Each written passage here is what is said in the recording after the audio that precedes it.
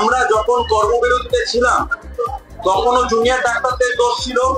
কালকে যখন দেখলাম সাগরগঞ্জে ঘটনা, সেখানেও দেখলাম জুনিয়র ডাক্তারদেরই দোষ। তো এই জায়গায় দাঁড়িয়ে আমরা কি করব সেটা প্রশ্নটা আমি প্রশাসনের কাছে রাখছি। আমরা যদি কোথাও গিয়ে চান্স করতে গিয়ে আমাদের সিকিউরিটির জায়গাটা ইস্যু না হয়, একটা মেডিকেল কলেজ সেখানে দাঁড়িয়ে পেশেন্টের সাথে তার বাড়ির লোকের 20 জন গ্রাউন্ড ফ্লোর থেকে 4th ফ্লোর পর্যন্ত চলে যাচ্ছে, এটা নেতৃত্ব স্টেপে সিকিউরিটি ব্রিজ করছে, ব্রেক করছে, তাহলে সেই দায়টা কার? সেটা কি জুনিয়র ডাক্তারদের দায়?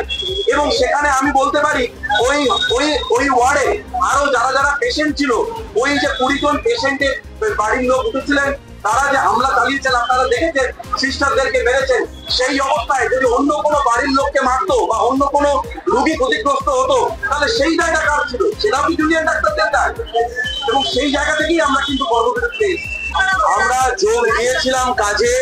কিন্তু যেভাবে কালকে সুপ্রিম কোর্টে দেখলাম আমাদের স্টেটের পক্ষ থেকে সাগরগঞ্জে ঘটে যাওয়া ঘটনাকে কিভাবে ডাক্তারদের দোষ বলে চাপিয়ে দেওয়া হচ্ছে, এবং হসপিটালে আইসিইউ বেড না পাওয়াটা যে ডাক্তারেরই অপরাধ, ডাক্তারেরই দোষ, সেইটাকে এস্টাবলিশ করার যেভাবে চেষ্টা হচ্ছে, সেই জায়গাকে তীব্র প্রতিবাদ জানিয়ে, তীব্র ধিক্কার জানিয়ে আমরা আজ থেকে আমাদের পূর্ণ কর্মবিরতি চালিয়েছি। সোশ্যাল মিডিয়াতে আরজিকর হাসপাতালে ঘটে যাওয়া নারকীয় ধর্ষণ এবং খুনের পরিপ্রেক্ষিতে অভয়ার পোস্টমর্টম রিপোর্ট নিয়ে যে বিভ্রান্তিমূলক পোস্ট ছড়ানো হচ্ছে, সেই ব্যাপারে আমরা 2-4 কথা সকলের সামনে রাখতে চাই। 9 আগস্ট আমরা প্রথমে খবর পাই যে চেস্ট ডিপার্টমেন্টের কর্মক্ষেত্রে একজন সেকেন্ড ইয়ার পিজিটি সুইসাইড করেছে।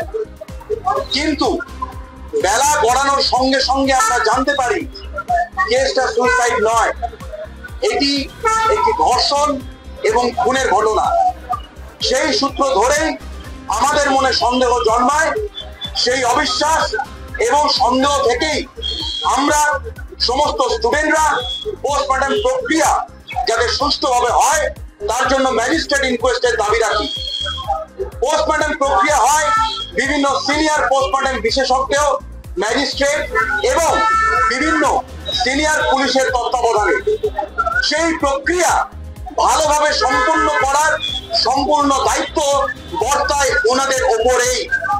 বিভ্রান্তিমূলক যে পোস্টটি ছড়ানো হচ্ছে তাতে পোস্টমর্টমে উপস্থিত জুনিয়র ডাক্তারদের স্বাক্ষর রয়েছে, একথা সত্য, কিন্তু কোনোভাবেই পোস্টমর্টমের স্বচ্ছতার দায় জুনিয়র ডাক্তারদের উপর বর্তায় না।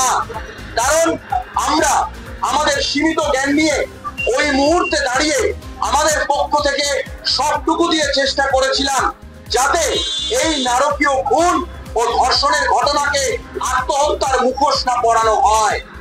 বিভিন্ন উচ্চপদস্থ আধিকারিকরা যেভাবে ঘটনাটাকে চাপা দিতে চাইছিলেন তার আমরা তীব্র প্রতিবাদ জানাই, এবং পোস্টমর্টম প্রক্রিয়া যাতে সঠিক নিয়ম মেনে হয় সেই দাবিতে অনড় থাকি।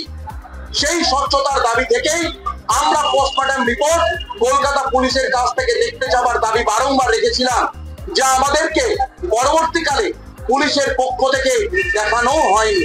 এমনকি মহামান্য সুপ্রিম কোর্টও পোস্টমর্টম প্রক্রিয়ার ভুল ভ্রান্তি নিয়ে অসন্তোষ প্রকাশ করেছেন। সোশ্যাল মিডিয়াতে এই যে নানান বিভ্রান্তিমূলক পোস্ট ছড়ানো হচ্ছে তার তীব্র প্রতিবাদ জানাচ্ছি।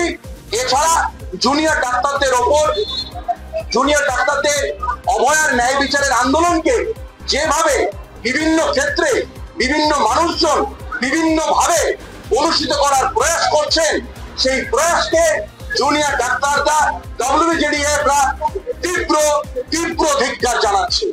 আমাদের ভিডিও ভালো লাগলে লাইক এবং শেয়ার করুন। কমেন্ট সেকশনে গিয়ে জানান আপনাদের মতামত। আরও ভিডিও পেতে আমাদের চ্যানেল সাবস্ক্রাইব করুন এবং প্রতি মুহূর্তে খবরের আপডেট পেতে প্রেস করুন বেল আইকন।